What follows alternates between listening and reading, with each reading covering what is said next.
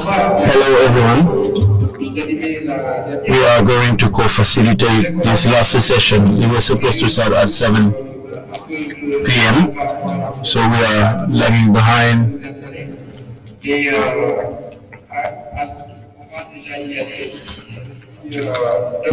My name is Dr. Oumar, Executive Director of IPAR. I'm lucky enough to co-moderate this panel. Good morning, good afternoon, ladies and gentlemen.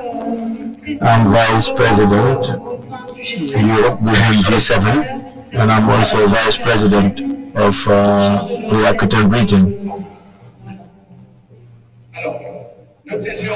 Our session, we're gonna do it in an interactive manner. We have 1 hour and a half, and we are going to share and also give you time to ask your question. We'll see that we have many panel members. We are going to do with that. As we were saying, we are in social and solidarity economy. We need to adapt to any situation at any time. And that's why we should be able to manage time. And I'm really gonna manage time, so we're gonna add 1 minute if time is up. So it's getting late, and we're not going to sacrifice the panel which was planned.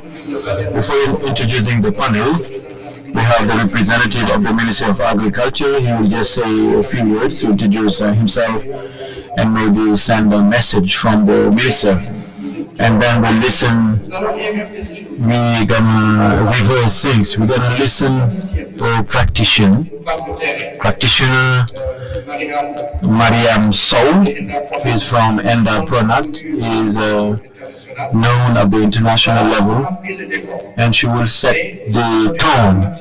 And Mariéme, even if you are my boss, I'm gonna impose 7 minutes, not 10 minutes, and we'll try. Some will have 5 minutes, and then after that we'll give time to the audience so that they can give more details. We want this session to be interactive. After Mariéme, we'll listen to Mr.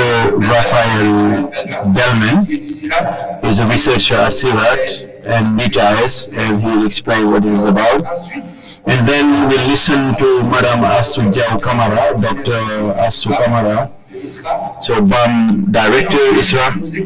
Then we'll listen to Oumar Abdoulaye Ba, who is the Director General of the Senegalese Agency for Green Wall. Then we'll listen to Roberto Ridolfi, who is the President of Links 2007.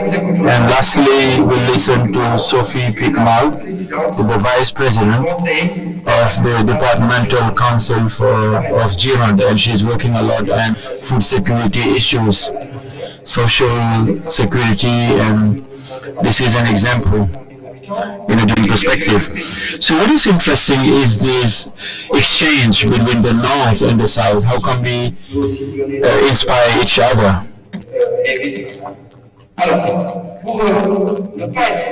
To cut it short, I prepared a brief introduction. I will do without it.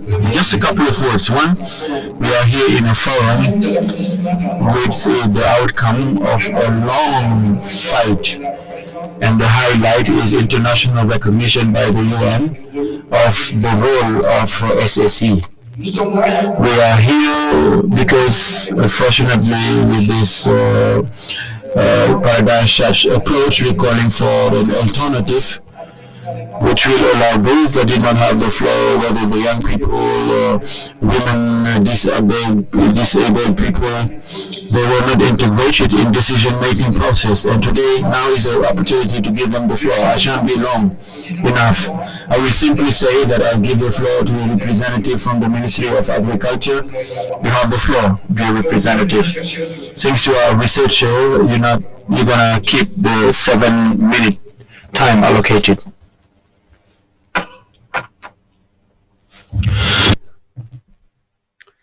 Merci bien. Thank you, Dr. Ba, for these introductory words on behalf of the Minister of Agriculture, Rural Equipment and food sovereignty, Alun who is currently abroad. He would love to attend this forum. It was high on his agenda, but he is outside Senegal. Availability of foodstuff in quantity and quality. What is original about this strategy is that it's no longer an option, but it's an obligation given the COVID-19 crisis and lessons we've drawn from geopolitical crisis with the Ukraine crisis. We don't have the choice. And that's why all this policy that is put in place so the originality lies in the fact that unlike other strategies and previous policies, this time we have coherence. When we say agriculture, we take into account production, vegetable production, but also animal production and fishery. So I'm going to close by saying that this forum is timely because we are at a time when it's about sharing, being open. So agriculture dimension is social, cultural, ethical, and environmental.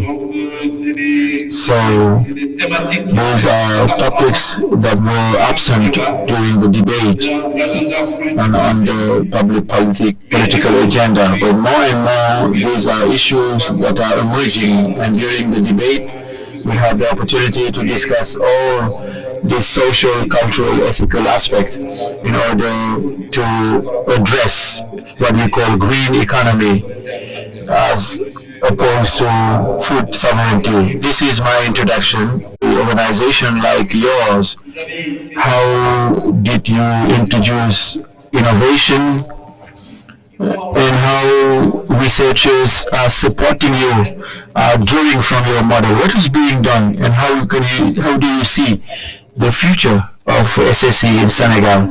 Thank you, Oumar. Good afternoon, representative of the Ministry of Agriculture and other panel members. I'm greeting you. Well, I think here we are talking about social economy and green economy in particular. I think I'm from Enda Chairman. I'm the chair of the international network Enda. And since 1917, 1972, actually foresee what we are going through today. So very early we told national decision makers, regional and international decision makers, so stop to desertification and stop to exploitation system for our resources. So this is a path, and at some point we had sensitization activities. So should we stop just sensitization? We needed to go to experimentation, and we did we have to produce, otherwise we is a producer organization, and I agreed, particularly rural women who were the first initiative, the pioneers that tried to produce differently because they are victims of everything we have relating to like systems, mechanism of poverty creation, in particular in rural areas, like the degradation of agriculture. Young people are living, and this is rural exodus, and women stay and develop survival mechanism for communities. It is in this regard that we actually understand that we had to have a paradigm shift, and it's about working differently, using the land differently. It's no longer pesticides and fertilizer that will change our life. It's no longer the major crops asking the land something it cannot give. This has, so we would use agroecologic concept, but all this has to do with farmer agriculture, and it deserves scientific support. I'm sorry for my scientific friends. People came with a lot of knowledge without knowing that these communities have their expertise, they have their practices. So we have overlooked all the farmer knowledge and take other mechanisms that we have worked for several years in interaction with all the initiatives that was put in place with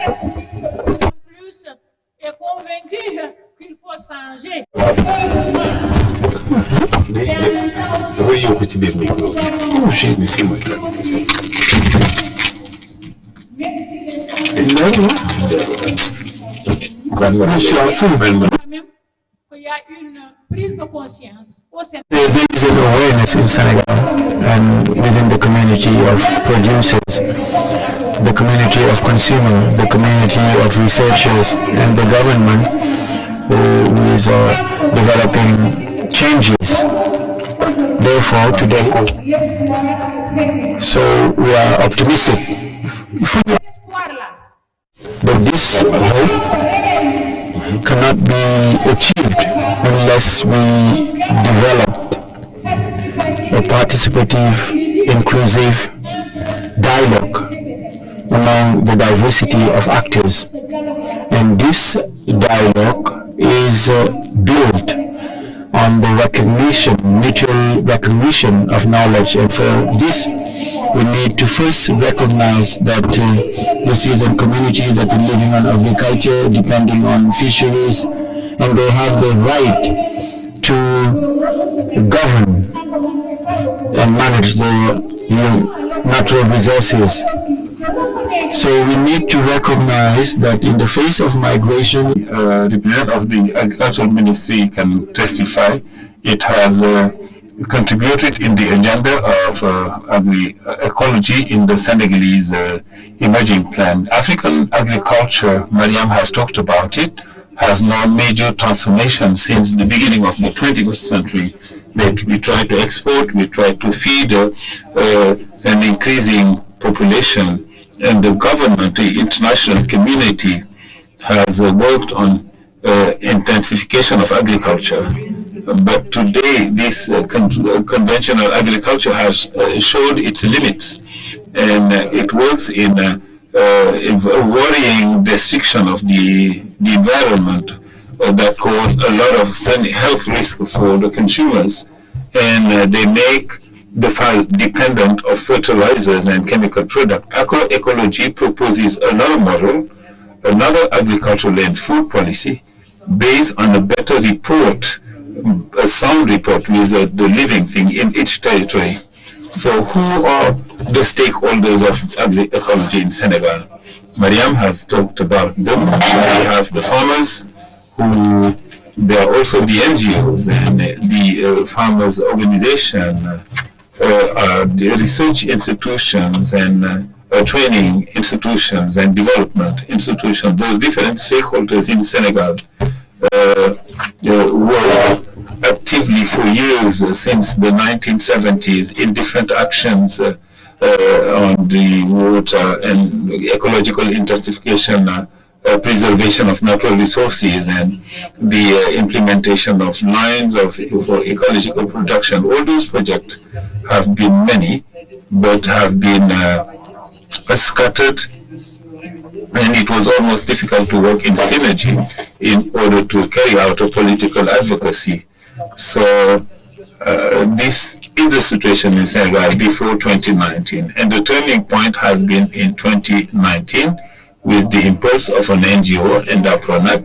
Those different stakeholders were able to get together in an alliance with DyTAES, and the first important action that they did, which enabled everybody to understand, was the organization of Caruhel, A caravan means to travel around the country for many weeks or many months and to meet the rural populations. Why was that important? We did it because we wanted to understand, we wanted to have a diagnosis and to understand the problems that the men and the women experience in their territories. Secondly, we did it in order to collect a certain number of political recommendations, and those political recommendations were summarized by the DyTAES members, and they were synthesized in a political document which was handed over in 2020 to the Senegalese government and to the Ministry of Agriculture of Agriculture during the Agroécologie days, to show you how successful the dialogue between us were successful, so which gave birth to subsidies for organic fertilizers, which did not exist before. And this DyTAES, which is organized around 4 axes and a common action plan, all the stakeholders in the agricultural sector in Senegal work together around that convention, where you can find political, national diagnosis, you found sensitization of public at large, and then you see that DyTAES federates the people in charge of communication in the different entities in order to showcase the Senegalese agroecology. DyTAES also projects itself internationally, participating in different events, and we have the France Afrique Summit, and many of us in the DyTAES, Astou, Camara, Cheikh, Oumar, Mariéme, represented, participated in that forum. And also the last action that we did at for DyTAES, and which makes it a single and unique agroecological unity, was to provide support to the territorialization of agroecology by having local dynamics for, we call it DyTAES, local transition, which are flourishing now within the Senegalese territory. There are 5 departmental DyTAES. There are other territories which are on the way of creating their own DyTAES, because in each territory we are able to carry out a local advocacy. Today, we are able to put in synergy a certain number of projects, activities that did not communicate before. We are able to share and report experience, development experience, research experiences at the national DyTAES to feed in the political dialogue. So here we are creating a new network for the Senegalese agroecology, and then we had a caravan during the last agroecology days. We managed with all the members of DyTAES to hand over a new document or research. We are interested in knowing how you involve in this project and how you manage to put things into practice on the ground. And Raphael, how you have worked to materialize in some regions your research concerns. You've got the floor. Thank you very much, Cheikh. You have 5 to 7 minutes. I will try. Thank you very much, and good afternoon to all the panelists, the representative of the Ministry in charge of Agriculture. I would like to thank you. I am happy to be part of this panel and share on the issue of green economy. When I read green economy, I said we can speak for hours and not finish. Food self-sufficiency, communities, and the governance of the green economy that would be sustainable and all topics that federate a lot of initiatives and energies, viewpoints in order to meet challenges. And the ministry in charge of the oil can raise them before giving very practical example of what we are doing with DyTAES, but also with other entities in terms of research that support the communities. To answer Mama Mariéme, who always teases us, I think the paradigm, the research paradigm have changed ever since. A lot of evolutions have been noted, even though there are fortunately some fundamental research in the laboratories. Research and development with participative, inclusive research has been theorized for long. It's still not well understood, but we do have researchers and fundings which are there to support that research. Astou, I am young in the research because ever since I got into research, this is what I have always done. I have done participative research with the ambition of trying to understand and co-defining the research needs with the communities and how to co-design with the communities solutions to their problems. In a nutshell, how to provide support to innovative processes. This is what we have been doing with DyTAES. This is what we do with other entities. And to be more, to speak more practical, how to do agricultural research.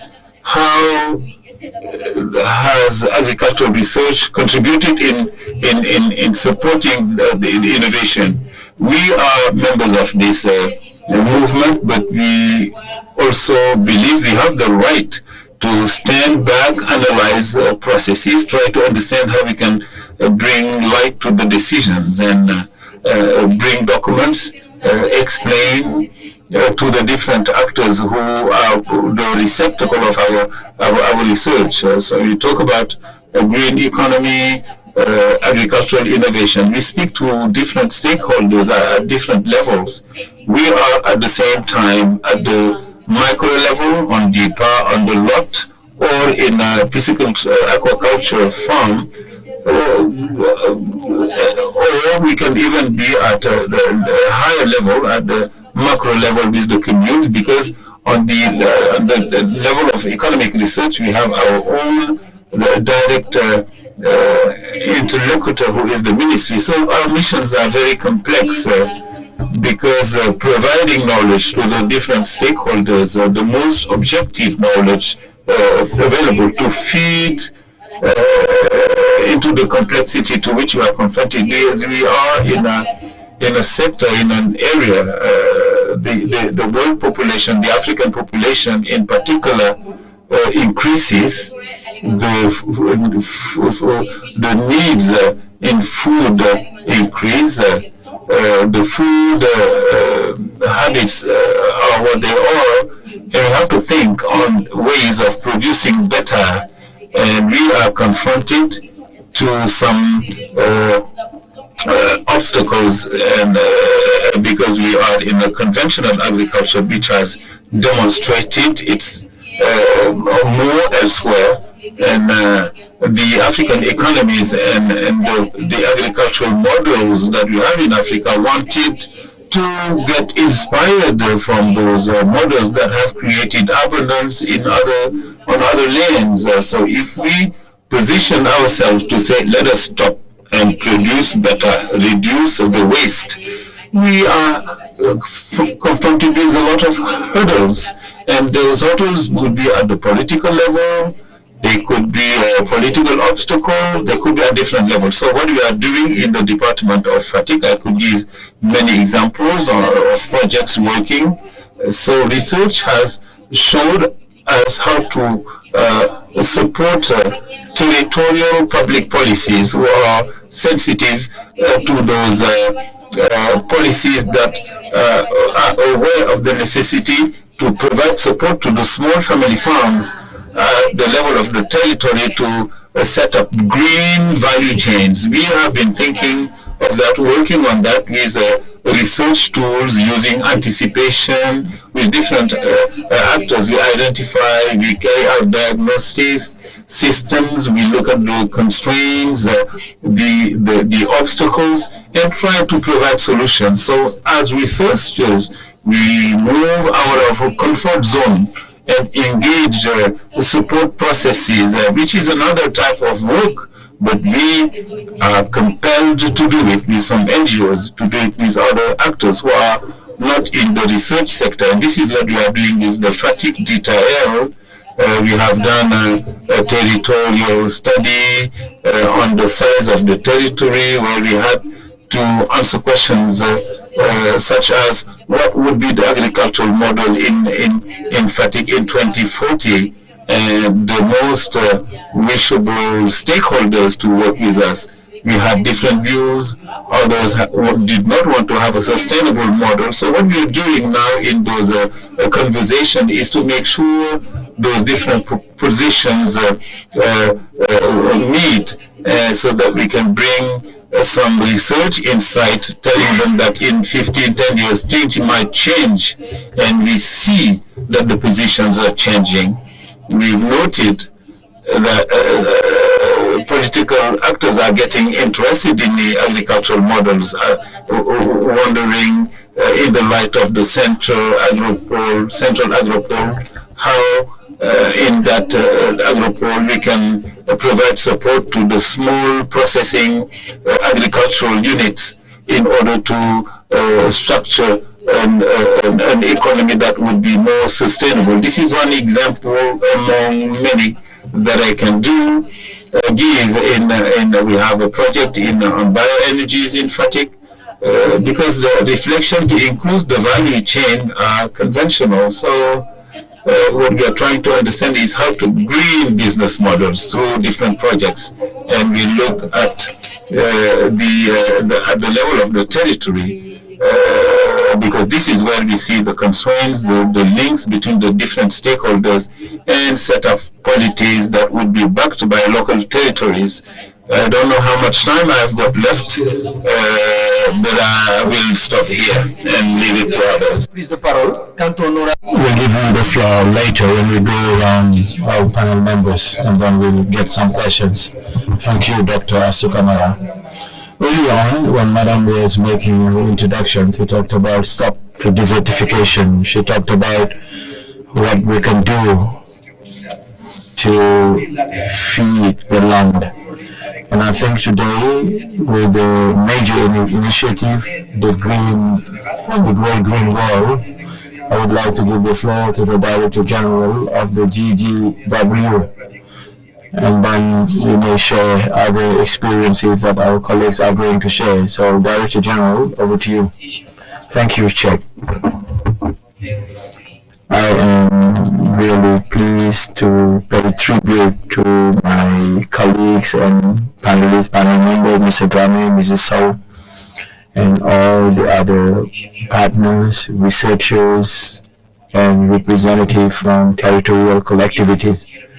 I have the pleasure to tell you, Madam, that we have solutions to your problems. Because when you take a look at the Great Green Wall, 2006-2007, when we started the initiative, 2023, we may say we are at 17 years of implementation.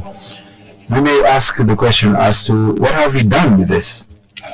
Well, in Senegal alone, it seems that all the actors, private sector, NGOs, have invested about $500 million. Senegal is among countries that have good results with 17% of management rate. A lot of countries is at 4%. And when we came, we said, why? We asked the question as to why. And we realized we have the research aspect which was not captured in the Great Green Wall. So we have a lot of reports and researches that are dormant, and they should be published. So researchers we're looking for are development research.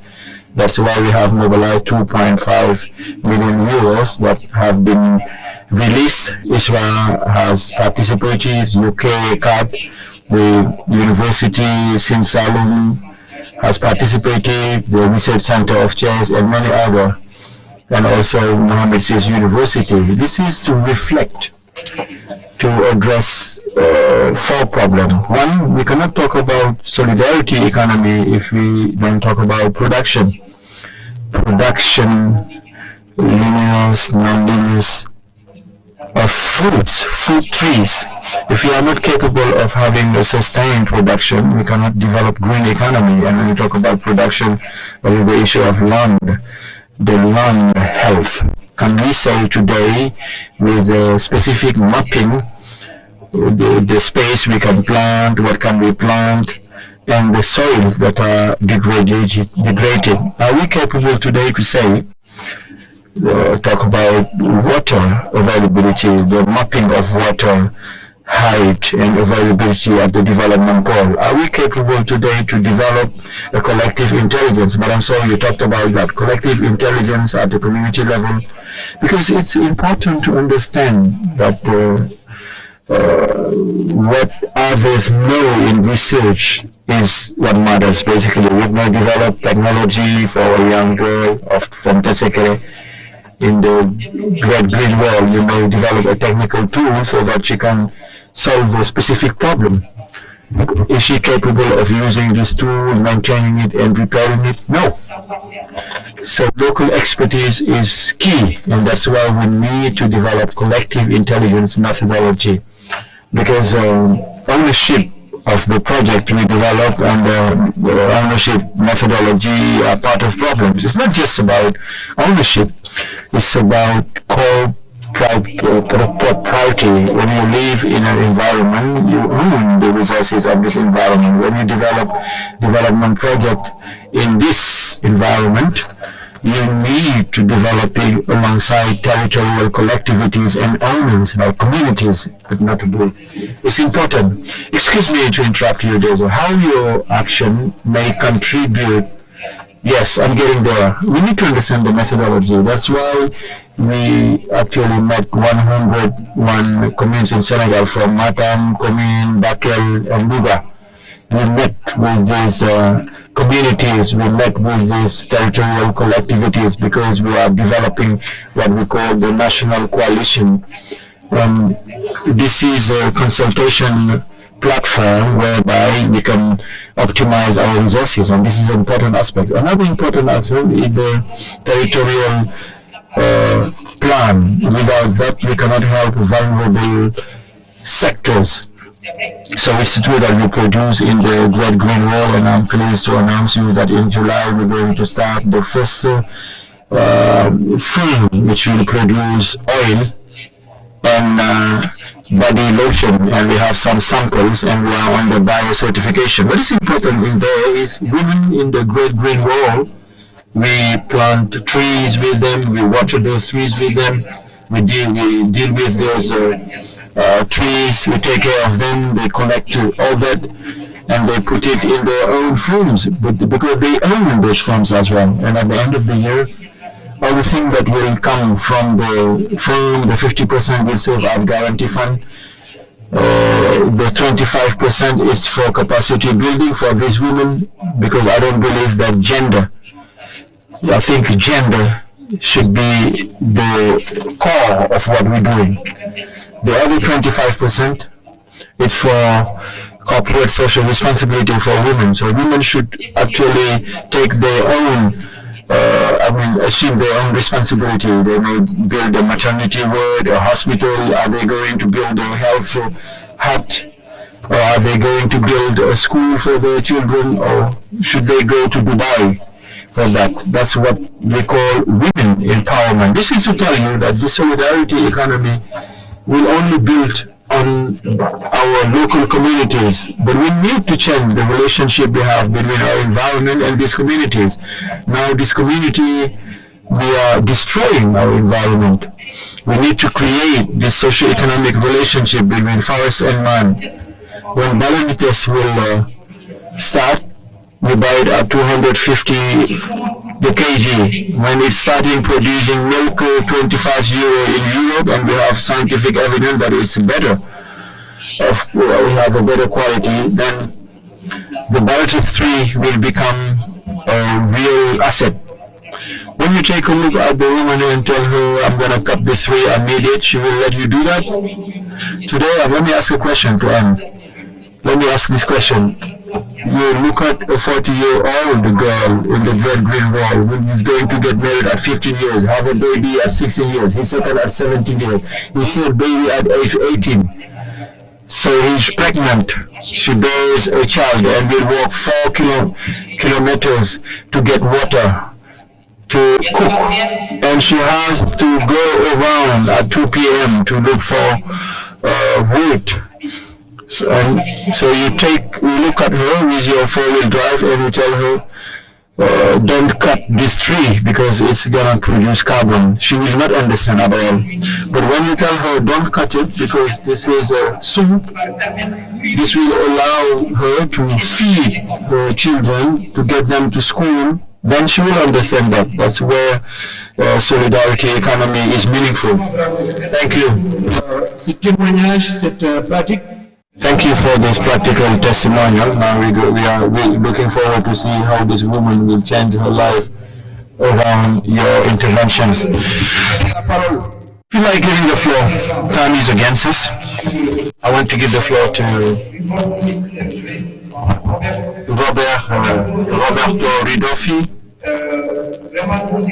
So we apologize because earlier on we were told that he was not around and we wish to apologize. This is a coaching mistake. We are happy to have you, and he is a former Deputy Director General of FAO. Today he's working in Dynamics with 17,000 members in several countries, more than 70 countries. I think this is someone with a lot of experience. The fact that this person is championing the topic, how to feed populations, being in a green economic perspective. So what is your experience? We are interested to get that. Thank you. So fortunately we got extra chairs. So the question I'm going to ask you, and I'm going to ask the panel members, what is the color of social economy? Green economy is green, but social economy, what is the color? What is this color? In the development of sustainable development goals, they did think about putting everything they could not control into goals 10 and 12. SDG 10 is fighting inequality, and 12, sustainable production and sustainable consumption. And all those that were not put in there, like sectoral, was put there. So, because at the end we could address sustainable agriculture, I finance research for a number of years. CIRAD, other research centers, other director of European Commission, 50 million euros annually at some point. I said, no, I'm fed up.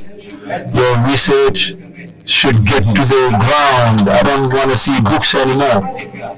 So I break everything. I stopped, financing that. And they came to me. I say, no, you are paid by the General Directorate for Development, not through economic research. So you don't have to produce books, but you need to produce reality. It's very difficult to translate research into reality. Second experience or experiment, it was on agroecology.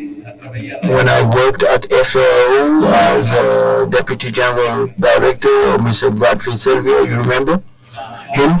So he invented the word agroecology. But we get to, what did we get with that? Agroecology was confined somewhere, was rated to poverty. Agroecology is beautiful, but it should be there. It should not become mainstream. That is to say, mainstream is to have an impact on real economy. It was not the case, unfortunately. All the major initiatives, I'm president of a network of NGOs, and we are 16 Italians, Hispanics who work in 75 countries with 12,000 people. Half of our program of 380 million is on agriculture and food production sector. But once again, we moved the global economy. This is the economy of profit, bank, finance, that call the tunes, and we cannot get through. So we need to move out of this. We need to have a pilot project as Resolinks 2007, working in the food systems and in government of food systems of communities. We have developed some strategies which could be shared, and we try to present that in the discussions in Sustainable Agriculture Summits. So to conclude, what is the core of social economy? The question again. Thank you. Thank you for this feedback. And what is interesting is that his passage from FAO to zero, then you came back as a chairman of the NGO. That's what we say, the civil society. Those are not actors outside the framework. So it's really interesting to see this experience in what you're doing. I'm going to close with Madame Pikma, who is Vice President of Gironde, and she will come back to a practical case at the territorial level, how they tested that, and on food self-sufficiency, they tested this new social and solidarity.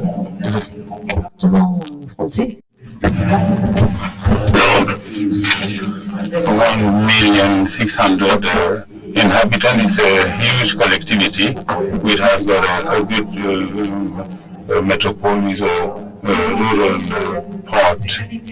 So the food precarity in 15 years has doubled. We moved from 2 to 4 million people. So we have difficulties to feed the people right, because we have households with the COVID. People find it difficult to pay their electricity bills, and they do not have the right food. So what you buy from the distribution is not the best food possible. So in our collectivity, we have to develop human solidarity. Human solidarity is to lend a hand to the most vulnerable people. So we thought of what is it that we could put in place in order to help the agricultural work, because we have less and less farmers, and the small farmer families. Eating local is very expensive, so those people find it very difficult to support it, and we're having more and more people on the social minima working on. We also have farmers who find it difficult, generally the influence, they find it difficult to make ends meet, and at the end they just give up. So we said, what is it that we can do in such a context to create a food self-security, social security, and that we collect and we redistribute. So what did we do that? We thought it was at the level of a department, so we had to choose 4 territories. Bordeaux is in partnership with us, 2 urban territories and 2 rural territories. So discuss with the citizens to see how to work on those territories. So we had inhabitants, associations, local actors to set up a charter on food to help local farmers to work, and also to people to be able to find food for sustainable food. So this work has been started since February. We had a series of meetings on access to food and to try and transform the agribusiness. We export a lot of products. We don't feed locally in France. We import and export, but eating local has a cost. Practically speaking, we were supported by Climate Action, an entity whose members are broadland farmers, and we mobilized 46 citizens on 4 territories: Bordeaux, Belmin, and what we call the poverty crescent, which is the background of the country, and Gironde, where we have a lot of problems of precarity more widely, and we worked for 6 months to come up on a charter, food. So it's really working on the opportunity to giving people food, and so we need to have a governance in such a system, and this governance does not have to be an institutional government. We need to do it with the citizens, with the territorial collectivity, the department, and the communes, where everybody will involve in the governance and have the possibility to implement the project, but also set up the rules, which is very important, what we call the phase expertise. So we try more and more to talk to the citizens on our territories and involve them in the decisions that they should be taking part, that we are taking to monitor the project. It's a co-construction in the language that we know. We invite them to contribute in the charter, and then by the end of 2024, we will vote a budget and an approach that we are going to implement. It's not over, it's just the beginning. It is successful because it makes sense to the people, and food security in the Gironde is a model which is very interesting, and we are trying to replicate it. And there is a small group of people. So these are very concrete systems. I don't know which color we should give them, but they work. Pour cette expérience très intéressante, parce que ça montre comment. For this experience, very interesting experience, demonstrating how we can create locally co-construction public policies with the civil society, the producers, the farmers.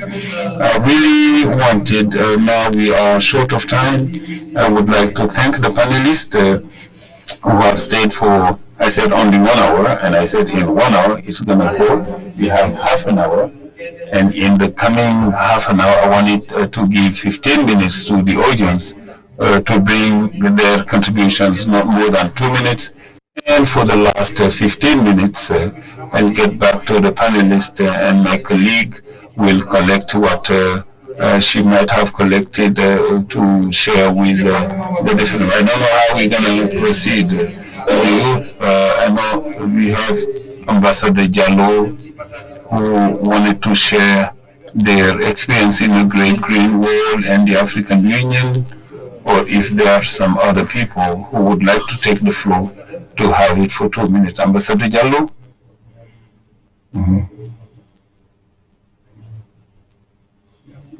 Thank you very much, Doctor. I wanted to thank all the panelists for their brilliant contribution. In particular, my colleague of the National Great Green Wall Agency. The project of the Great Green Wall is a NEPAD initiative. It's been around for more than 15 years now. The results are positive because it covers 11 countries in Africa, from Dakar to Djibouti, and it's a huge 8,000 kilometer wide, long and 15 kilometer wide. A lot of activities are happening, and in particular agricultural community farms, which are led by women, where the gender aspect is very important for us, in addition to the community farms, with the objective of guaranteeing food security for women and for the collective and job creation, to mitigate the exodus towards Western countries through the Mediterranean. We also have the return on the territories, the African diaspora. We work with the African diaspora to mobilize for the diaspora to return and invest in their territories. And to that, I wanted to collectivity have already discussed.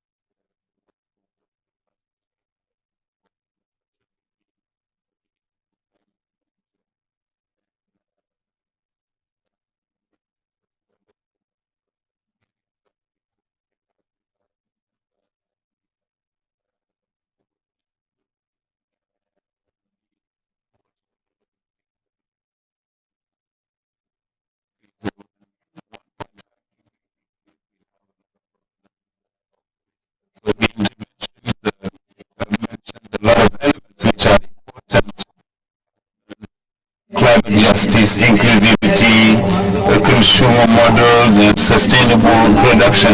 But all those are very important in the GIEC report, which I wrote, in the concept of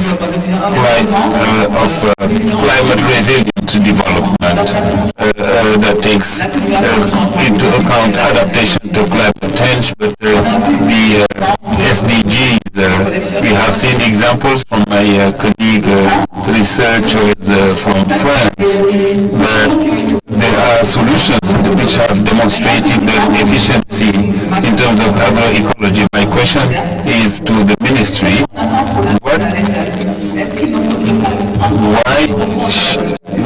do we wait in order to scale up?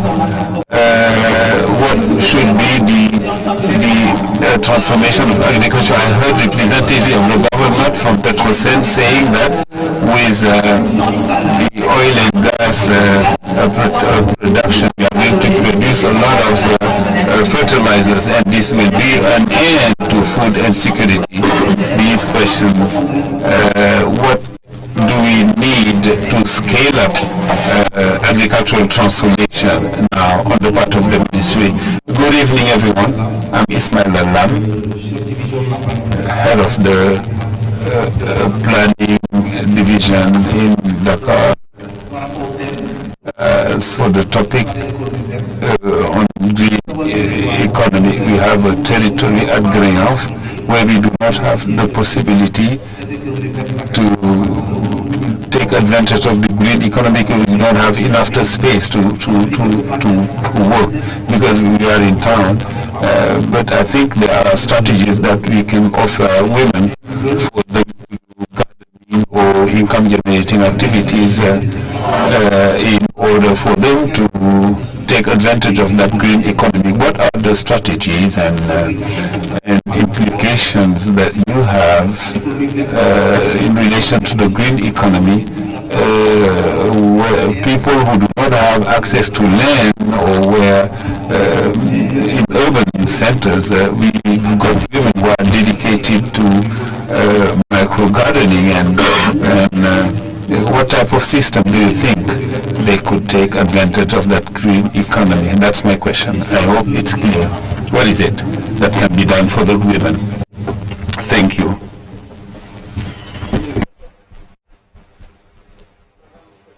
No problem. This is Samash.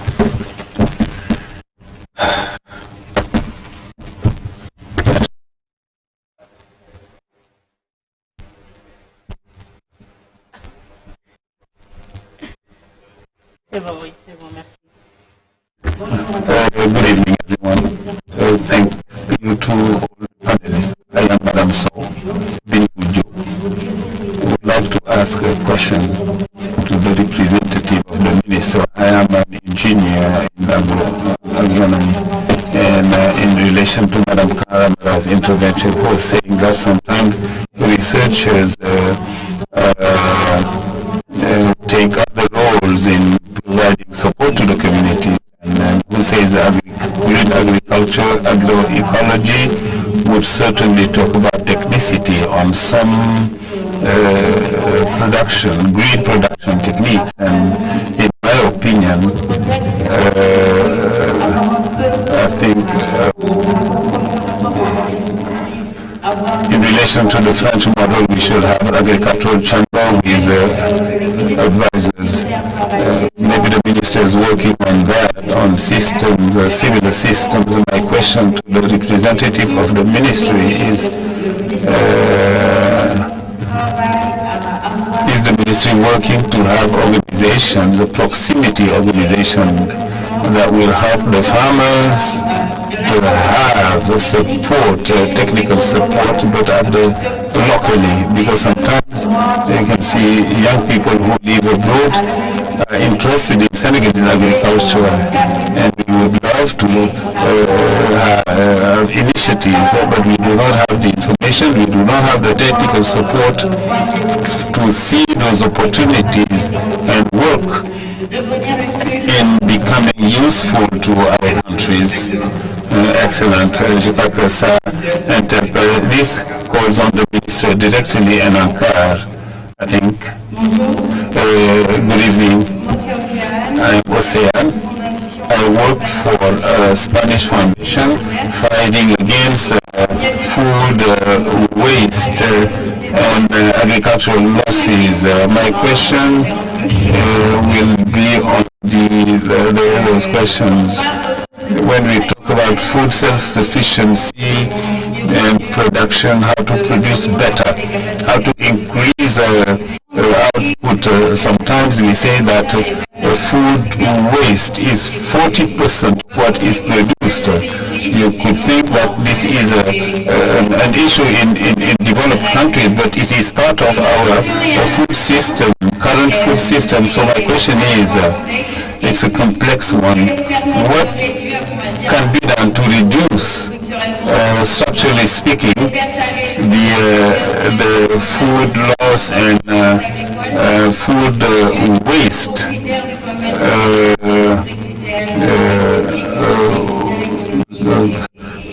based on some economic criteria? Thank you very much. Very clear, very precise. I think there was somebody else here.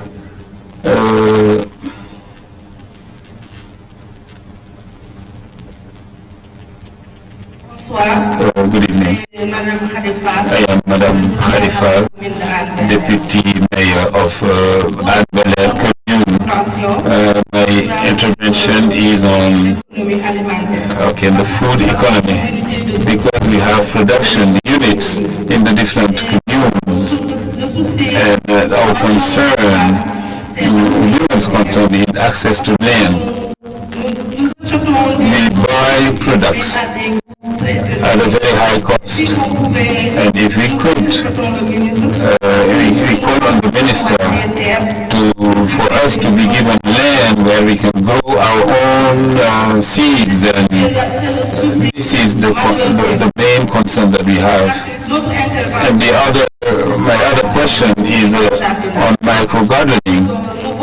We see that our land in the cities, we do not have enough space to grow, to practice micro gardening. We do micro gardening, but with that micro gardening, we have some food products. So we would like the minister to provide support to those women who have micro gardening systems. So thank you very much. I think when the representative of they ask for land, I think she is at the commune, but she wants land where she can do micro gardening. I think we have one or two last questions and we'll be done. So you wait tomorrow. But I'm here and then I'm there, and it's going to be the end of it.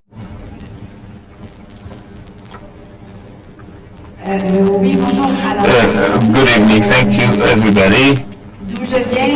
Where do I come from? In Quebec, we have the plan for food planning for the communities. And when I hear that you have 40 citizens in your steering committee, I just wanted to know how you can mobilize the communities and the citizens to involve them in that demarche, because this is a problem that we have in Quebec.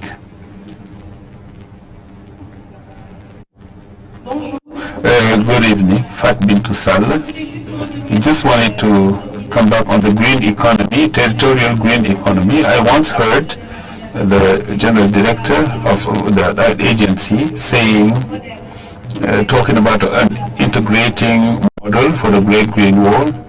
If you could tell us a little bit what role can this model play to enable the people living on the Great Green Wall path to develop that green economy in order to develop self-sufficiency at the Great Green Wall. My other question is for Astou. I know that she works on anything that is biological. How can you in Senegal develop anything that is biological agriculture accessible to all? Because generally speaking, bioproducts are very expensive.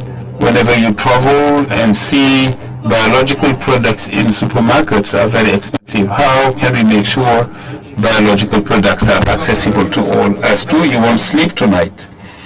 Madam, good evening everyone. I am Binta, President of the CIPAR cooperative in the 3 departments of Matam, Canel and Podol. I hear people saying that they have problems of land, but in Matam, we have land available for everyone.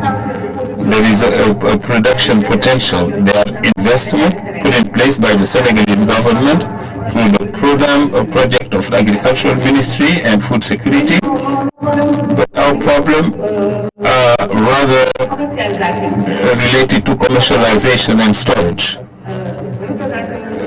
We wanted to speak to the representative of the minister for you to carry out our advocacy before the minister in charge of agriculture for us to have centralized market for our product, because we have potential high production, but we have problems of markets, and those products are perishable products. If you have processing unit or storage unit, or you make sure there are markets in the country where we can centralize our products.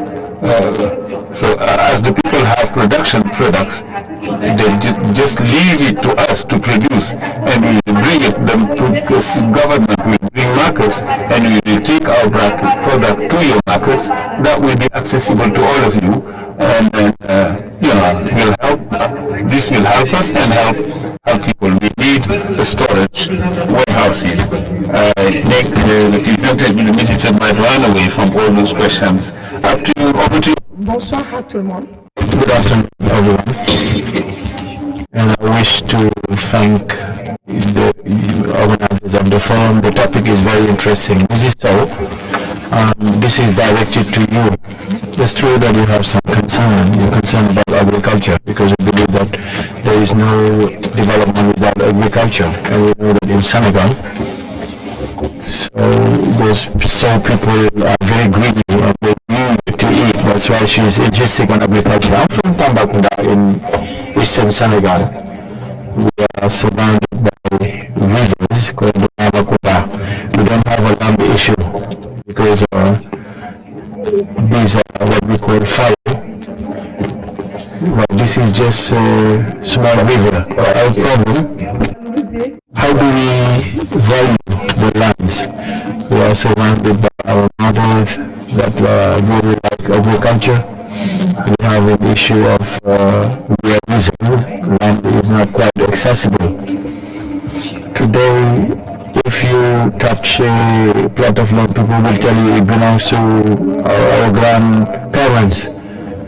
So the land is very rich, and through market gardening activities, I think Madam Camara mentioned, I think with bio-agriculture, we eat healthy and we are in good health. We want health, we want to be helped to value this land so that we have access to this land, so that we can do some market gardening activities. I think you asked the question to the right person.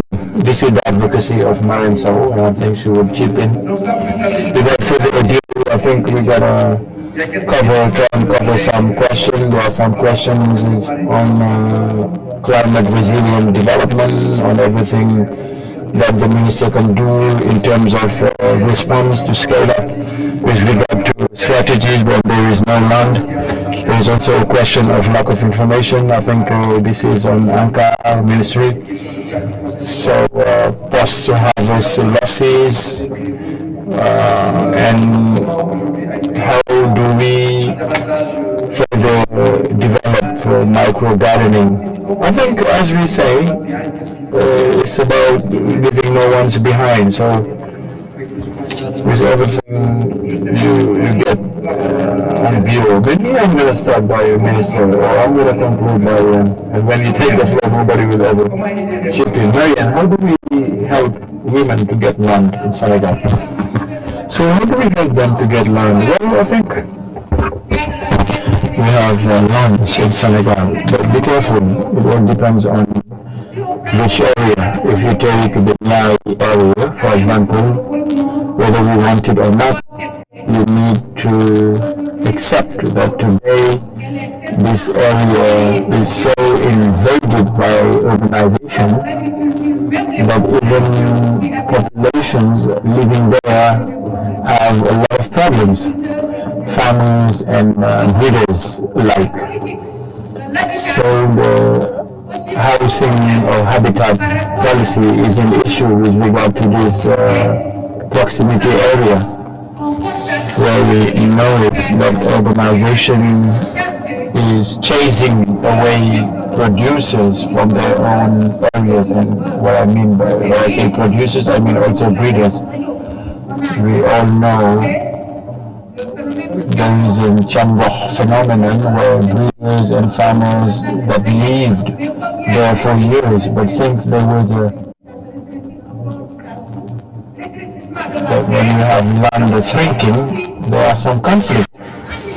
Now, in urban areas, I think we need to be generous enough. Senegal is made up of the rural world and the urban world.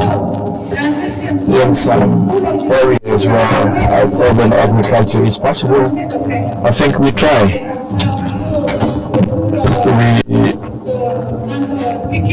Between Peking and Padua, I don't know how this area is called, we had market gardening activities, but with urbanization, we all know that there are some problems.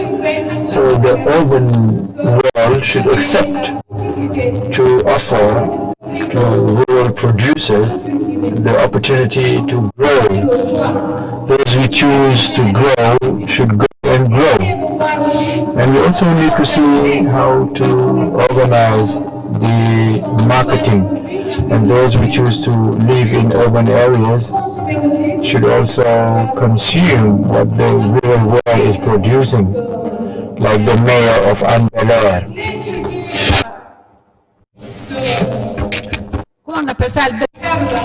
So, market gardening, I agree. If we have possibilities with remaining species, I think it's possible. Those are doing that under terrace. But until now, we have African families, important families, I should say. Is it important to secure family firm? And I tend to be corrected by scientists. These what we call table agriculture, all the products we injecting, everything is not successful, so to speak. Everything is not bio. The products we put there, you need to be careful. I think you can prove me right or wrong. So scientists have drawn my attention on this cultural cropping technique. So I was saying, what is your last point? So you conclude. Yes. My final comment, Sheikh Oumar, stop. I'm your boss. I'm member of IPAR. Let me proceed. For me, my final comment, I think what I've heard here and what I have experienced, we are in the phase of a new generation that is ruling the country. If I take the advisor of the minister who is next to me, and even the minister with whom I shared a lot of reflection around agroecology, and by listening to him, I'm convinced that he is convinced himself, and through all the comments he made in the DyTAES days on the fertilization grant at the level of seed production systems, at the level of the rehabilitation of arid areas. We have a number of commitments that we actually felt with our dialogue system with governments. Now,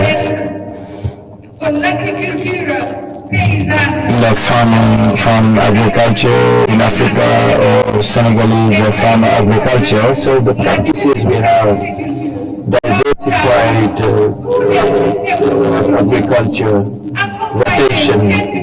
If this is scientifically supported, we can ensure food sovereignty and balanced and healthy diet.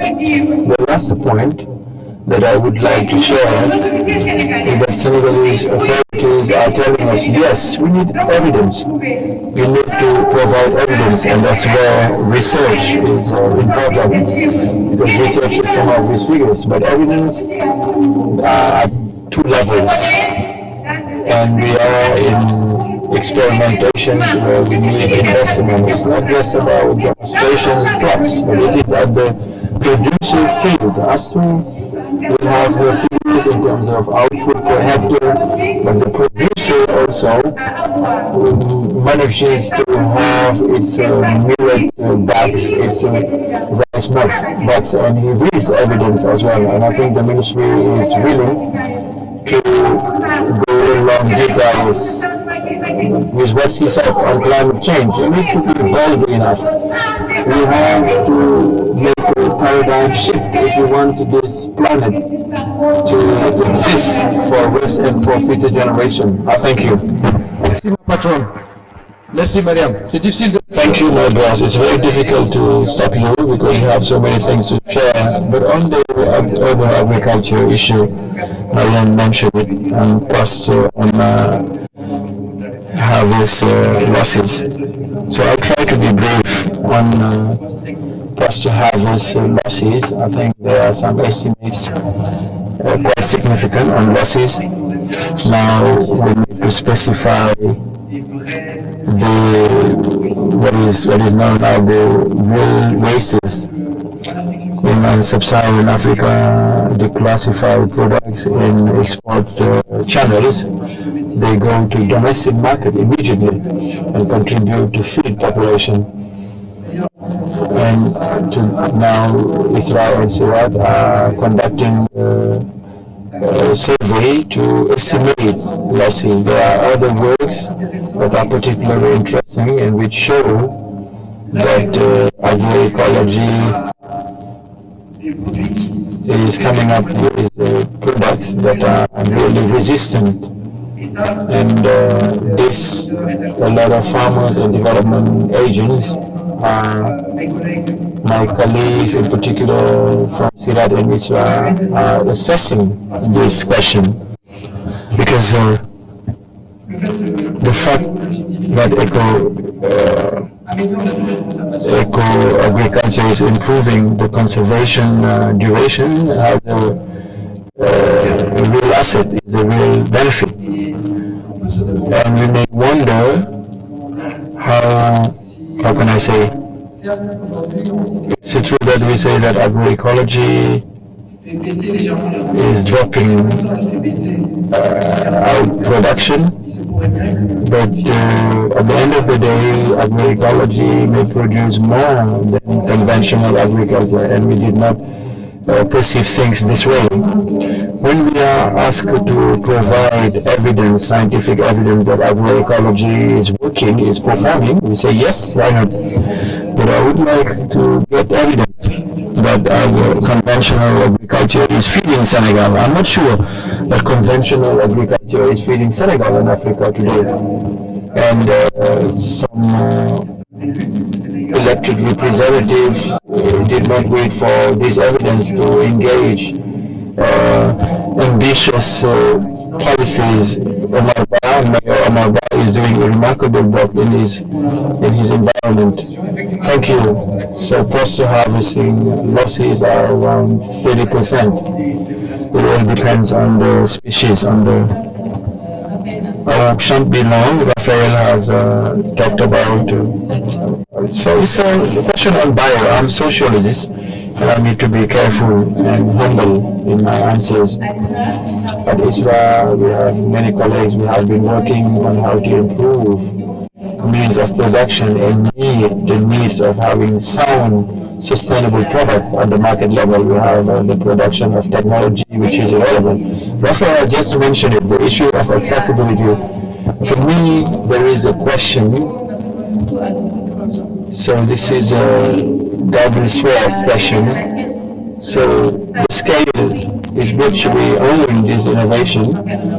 Raphael mentioned it. I think we work in the area of the central country in around Senegal, and women are supported to produce onion in an ecological way.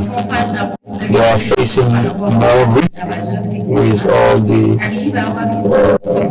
pests in their production, which according to them, they are more resistant than product resulting from conventional agriculture. But this production is not bought at a higher price. Now the question for these producers is the additional efforts which is made, how will this be remunerated? So this deserves some reflection to see how to address this.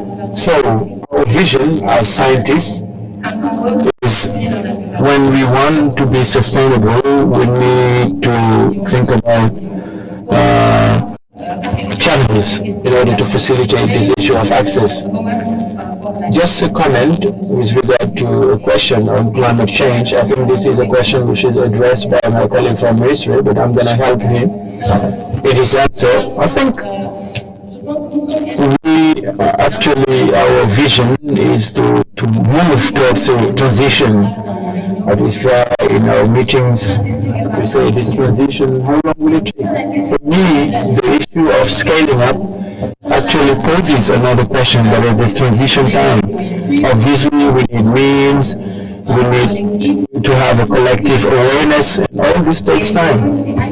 And I'm optimistic when we take a look at the movements in Senegal at the political level to see, we see all the efforts that are being made by the ministry. This transition is engaged, we need time and effort, but we need to be patient. Thank you. Thank you. I'm sorry. So normally we should stop now, but we have to ask you an additional 15 minutes to allow other panel members to react very quickly, and then we give the floor to the representative of the ministry. Thank you, Doctor. If anyone. C'est un modèle intégrateur et il parle. So this is a complex issue. So we're talking about agriculture, livestock, access to water, food sovereignty, illegal migration. It's also about transhumance, issues relating to security, or social and economic conflict between farmers and breeders. So UNDP actually supported us to set up this program at the instigation of the President Macky Sall. DGP also has helped for 3 months to deal with that. So it's about getting their perception. This is not an agency program, but a program of the government of Senegal just finished. But this program actually is addressing a lot of questions relating to climate change and etc. On the 15th, I invite you for a workshop where we're going to share the findings. Anna will share the information with you, probably. Non, c'était juste. You're saying that you need 1 hour to explain all this, but anyway, it was an opening to green economy, and I invite you to go to round tables in order to share. So you could also come and talk about what is being done, so that we can get the gist of what you want to share. Thank you.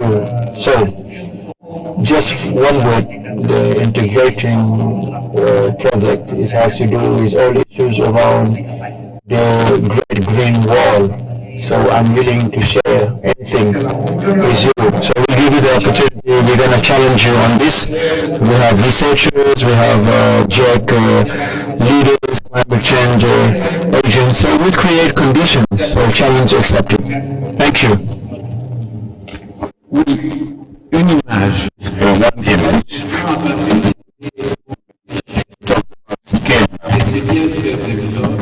It's good to have the steering committees which are small. You say you have to scale up. How do you scale up? Just to give you an image, the image is an object which is called sustainable food system. And we have two strengths, one pulling the government policy, pulling the systems of sustainable food system, and then we have the consumers, the culture of the consumers who choose for the biological food, which is a little bit more expensive, but will become less expensive and affordable if we scale up. And in the background, you have another force that is pushing, and this is finance. Finance that should be flexible and relevant for the sustainable systems, and negative for systems which are not sustainable. In finance, you have some examples of agricultural loans, offering loans at a more affordable, low rates, and viability rates. And the three forces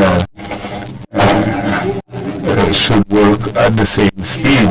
If not, they run the risk of not being efficient. If we have a government policy which is too advanced, as we have in Europe, the Green Deal, which is too advanced for the financial system, for the distribution system, for the consumers, the policy should be at the same speed, at the same level as the consumers' level, and the finance in the background that will be pushing in the same direction.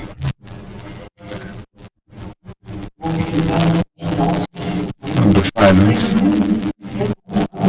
we are going to start working on when we get subsidies to be more demanding, and that I'm the vice president on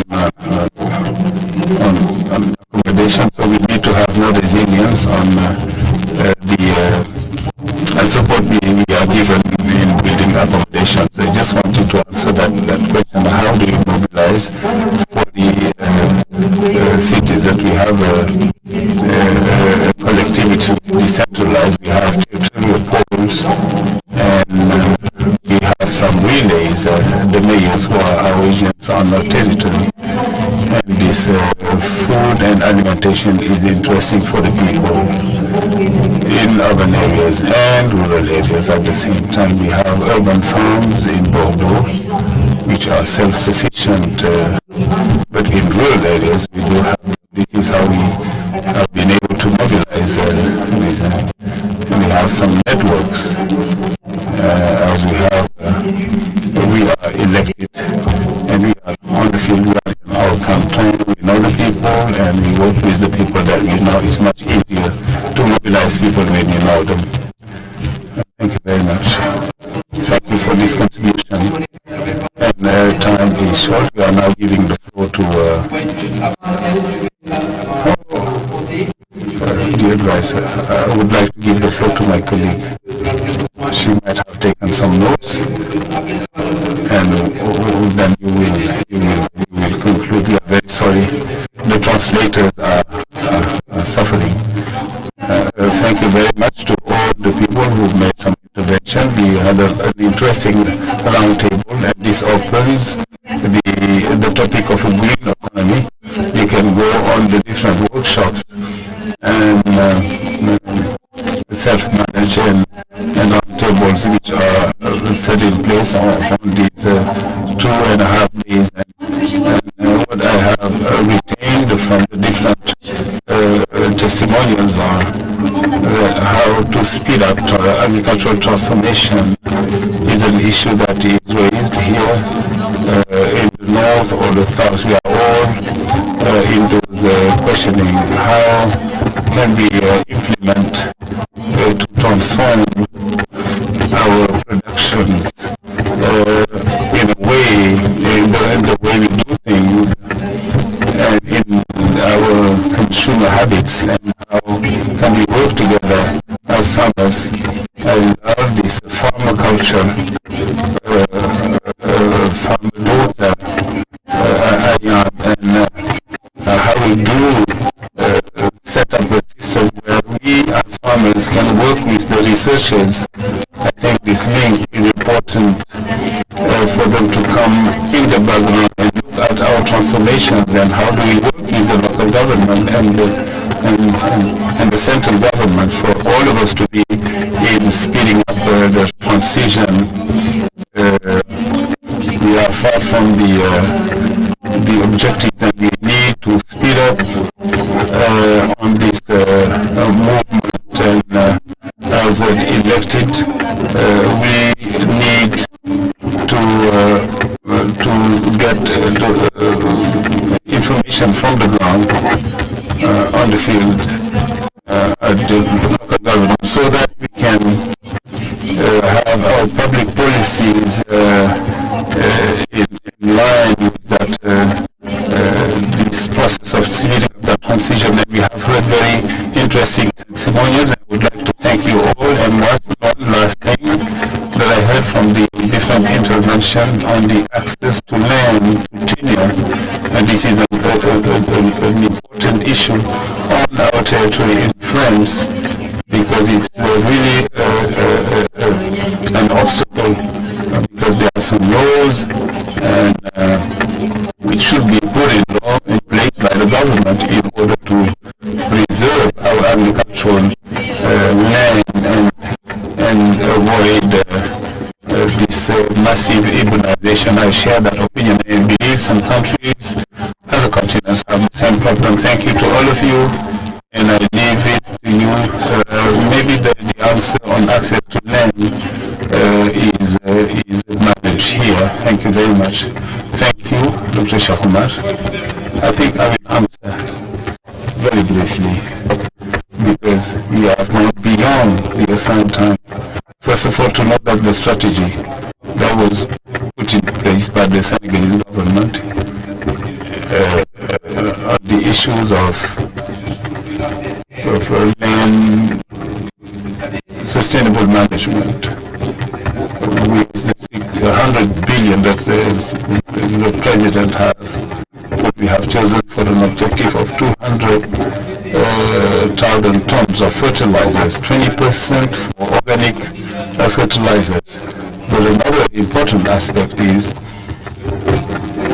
we are going to have 50,000 tons for land phosphating, because most of our lands or soil have become very poor, degraded, and for the issues of sustainability is in the strategy in order to make sure. You have raised a lot of issues in terms of the asymmetry of information. One lady talked about access to markets and how to carry out post-harvest waste losses.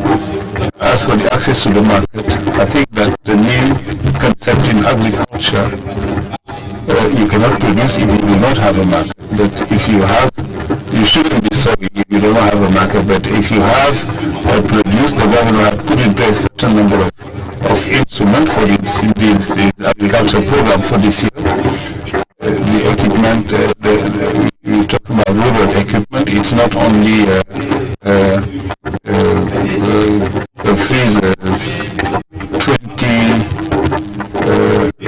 freezer storage with 14,000 capacity storage, and also warehouses for storage with 100,000 tons storage in those indoor warehouses. This contributes in improving commercialization and other aspects.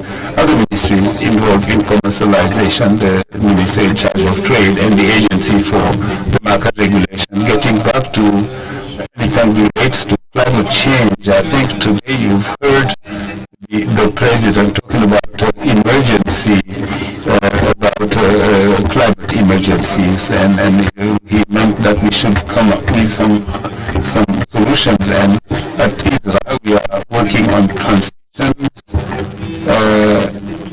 I think it's important for us to understand that any transition in this solutions related to climatic actions, in terms of resilience, water control, water supply control, and energy control are important aspects. Is the opportunities we have with oil and gas to produce urea in order to do that important step towards supplying enough food. And in relation to the green economy, you should know that this economy has two main activities, classical activities with procedures using less energy and less energy consumption. But the other one is the eco activities, whose finality as the protection of the environment and anything that relates to natural resources. I think there are also questions related to how to reinforce the farmer organizations, and I think we have got some entities which are here which help us a lot in organizing the farmers. We cannot get to some results if the communities are not organized into cooperatives, into associations, into professional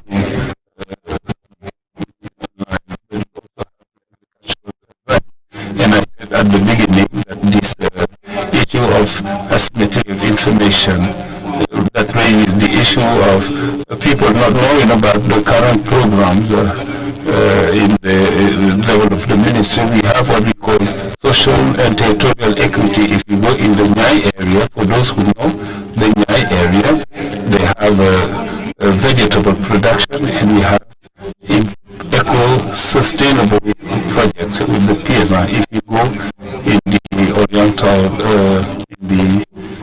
in the Tambacounda area, you also will find other programs which are working in that movement of entrepreneurship and resilience to climate change. So I think most of the interventions talked about the paradigm change in relation to the stakes on food security.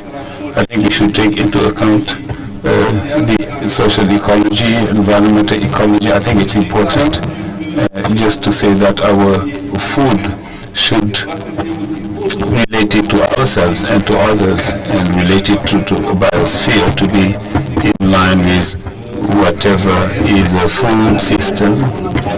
But we also talked about a food governance. Many of the interventions did not talk about that. I don't think I did not follow. In that scenario of food governance, I think all the food systems, the civil society, the local collectivities should take up the responsibility of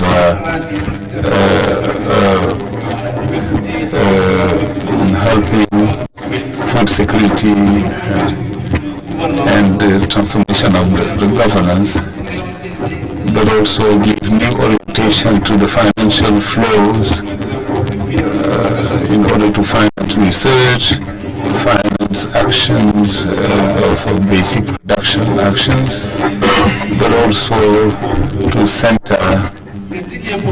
But what is important, it also is the collaboration modalities between the society and all the stakeholders.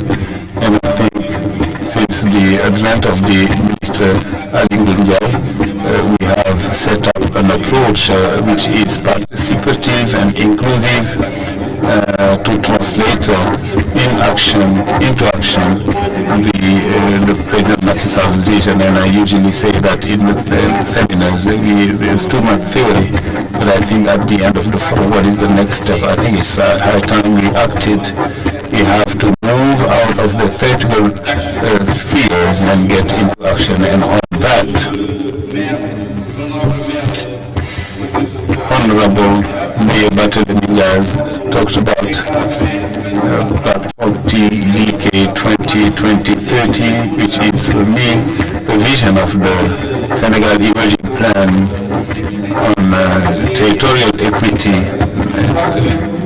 I think to conclude, we need to reform, we need to dare and reform. Thank you for your attention, and thank you for your active participation. Give yourself a round of applause. We'll see you tomorrow, unless there is an information from the organizer of any housekeeping thing. Have a good evening. See you. Bye.